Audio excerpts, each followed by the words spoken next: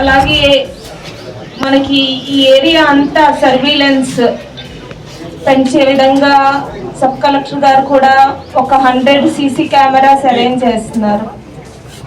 అలాగే డ్రోన్ కూడా ఈసారి డిప్లాయ్ చేసి ఇంకా సర్వీలెన్స్ మరింత పెంచే విధంగా కూడా చర్యలు తీసుకోవాలని అనుకుంటున్నాం.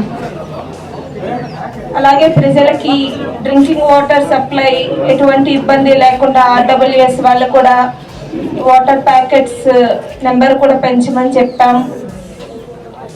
అలాగే మెడికల్ అండ్ హెల్త్ టీమ్ కూడా ఇక్కడ రెడీగా ఉంటారు. ఒక 20 బెడెడ్ హాస్పిటల్ ఇక్కడ మనం అరేంజ్ చేసుకుంటున్నాం.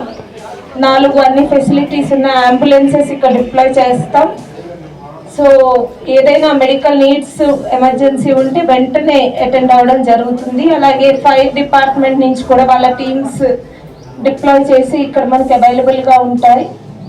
R&B వాళ్ళు కూడా బ్యారికేడింగ్ ఎక్కడ అవసరం, అది ట్రీ కట్టింగ్ అవసరమైన చోట ఫారెస్ట్ డిపార్ట్మెంట్ కోఆపరేషన్ అది తీసుకొని బ్యారికేడింగ్ అంతా అరేంజ్ చేస్తారు. అలాగే ఇల్యూమినేషన్ లైటింగ్ అది ఎక్కువ ఉండే విధంగా పంచాయతీ వాళ్ళు కూడా చర్యలు తీసుకుంటారు. INPR వాళ్ళు పబ్లిక్ అనౌన్స్మెంట్ సిస్టమ్ ఈ ఏర్పాట్లన్నీ చేస్తారు. సో ఈ విధంగా జిల్లా యంత్రాంగం దగ్గర నుంచి అంతా కూడా సహకారం ఉంటుంది.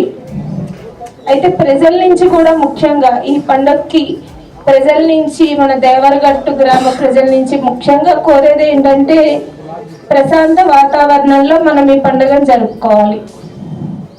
ముఖ్యంగా జిల్లా యంత్రాంగం ఈ సహకారం ఇక్కడ ప్రజల నుంచి కోరుకుంటుంది. మనకి ఒక ఆచారం అనేది దసరా ఉత్సవాల టైంలో అక్టోబర్ 12వ తారీఖున ఇక్కడ విశేషంగా జరిగే, అక్టోబర్ 7 నుంచి 16 దాకా ఇక్కడ విశేషంగా జరిగే మాల మల్లేశ్వర స్వామి ఉత్సవాల గురించి బందోబస్తు అరేంజ్మెంట్స్ కోసం రివ్యూ చేయడానికి ఇక్కడ రావడం జరిగింది. దానిలో భాగంగా అక్టోబర్ 12వ తారీఖు ఇక్కడ విశేషంగా ఎక్కువ మంది జనంతో బన్నీ కార్యక్రమం ఏదైతే జరుగుతుందో ఆ కార్యక్రమంలో ఏ విధమైన అవాంఛనీయమైన సంఘటనలు జరగకుండా బందోబస్తు అరేంజ్మెంట్స్ ఎట్లా చేసుకోవాలి, వేరే డిపార్ట్మెంట్స్తో కోఆర్డినేషన్ ఎలా ఉండాలి అనే దాని గురించి వాళ్ళు ఇక్కడ మీటింగ్ కండక్ట్ చేయడం జరిగింది.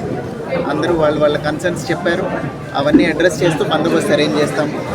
పోయినసారి కన్నా కూడా ఈసారి ఉత్సవం ఇంకా బాగా జరిగేలాగా ఏ విధమైన చిన్న చిన్న సంఘటనలు కూడా జరగకుండా అన్ని చర్యలు తీసుకొని సక్సెస్ఫుల్గా అక్టోబర్ 12న ఇక్కడ బన్నీ ఉత్సవం కంప్లీట్ అయ్యేలాగా చూస్తాం.